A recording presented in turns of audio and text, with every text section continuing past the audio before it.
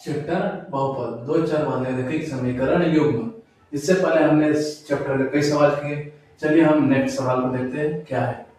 2x + 3y = 11 और 2x - 4y = -24 को हल कीजिए और इससे दे m का वह मान ज्ञात कीजिए जिसके लिए y = mx + 3 है। तो हमें जो दो रैखिक समीकरण दिए है इसको किस विधि से हल करना है, हमें क्वेश्चन में लिखा है प्रतिस्थापन विधि द्वारा।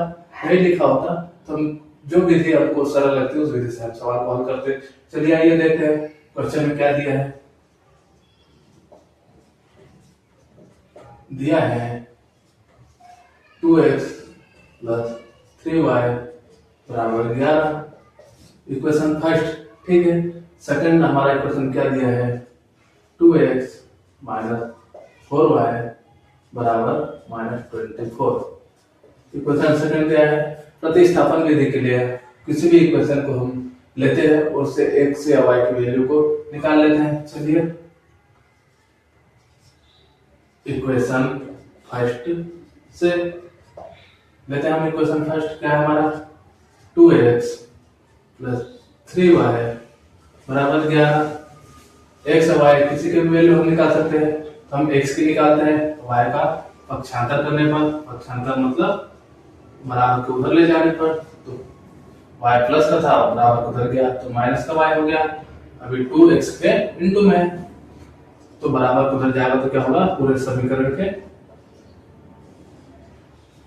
बटे में हो जाएगा। ये हमारा x का वैल्यू आ गया, हमारा इक्वेशन थर्ड। अभी x का वैल्यू हमने कैसे निकाला, समीकरण 2 से। जिस समीकरण से हम x का वैल्यू निकालते हैं समीकरण के रूप में, उस इक्वेशन में कभी मान नहीं रखा जाता है। हम x का वैल्यू इसमें रखेंगे समीकरण 2 में। इक्वेशन सेकंड में हमारा इक्वेशन सेकंड क्या है, 2x - 4y = -24। इसमें हम x = 11 - 3y/2 रखते हैं। चलिए 2 × x की वैल्यू हमारी क्या है, 11 - 3y/2 माइनस का 4y = -24। ये हमने लिख दिया। ये 2 से 2 कट गया क्योंकि 2 पूरे समीकरण के बटे में था, तो हमें क्या बचा, 11 - 3y। कभी 2 एक पद के बटे में होता तो वो कटता नहीं, क्योंकि हमारा 2 पूरे इक्वेशन के बटे में था, इनटू में 2 था पूरे इक्वेशन के बटे साथ, तो कट गया, ठीक है। -4y = -24। एक का गुणा पूरे समीकरण होगा तो कुछ नहीं बचता, कुछ नहीं, सेम का सेम लिखा जाता है।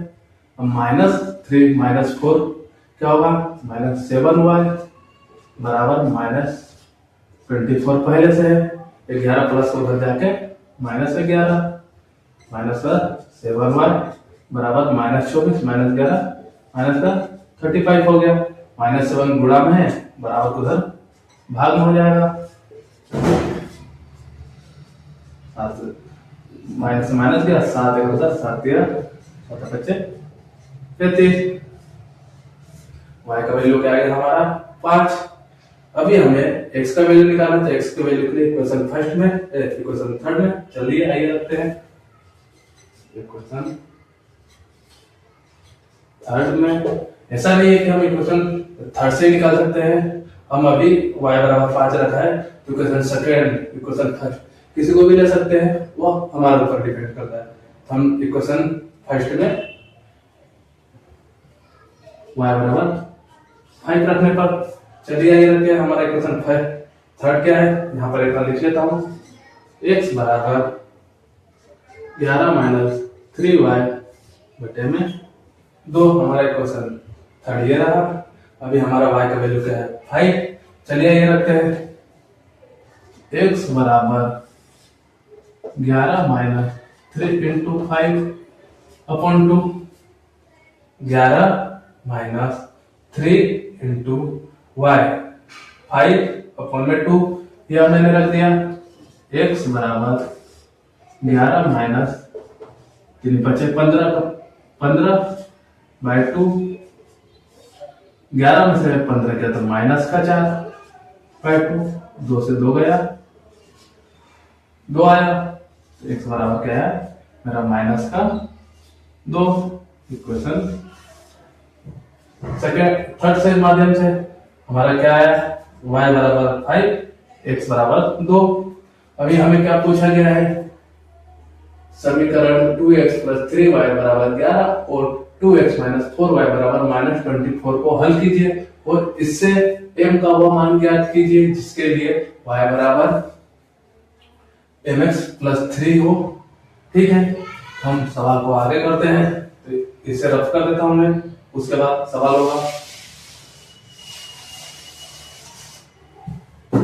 तो लिखते हैं प्रश्नानुसार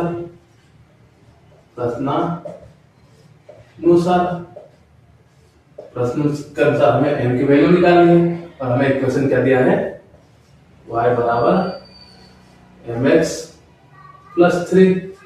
तो हमारा y का वैल्यू क्या है 5, तो 5 रख देते हैं बराबर m इंटू x का वैल्यू क्या है -2, तो -2 रख देते हैं प्लस 3।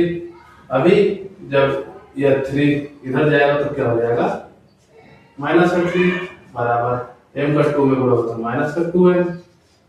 अभी यह 5 में से 3 गया तो बचता है 2 बराबर -2m। अभी m के साथ गुणा में है, m का वैल्यू निकालना है तो पूरा अकेला करना पड़ता है m को। तो -2 बटे में आ गया तो क्या हो गया 2 m बराबर -1। यह m का वैल्यू प्राप्त हो गया है, m का वैल्यू निकाला था हमारा आंसर। आशा है मेरे सवाल आपको समझ में आया। धन्यवाद।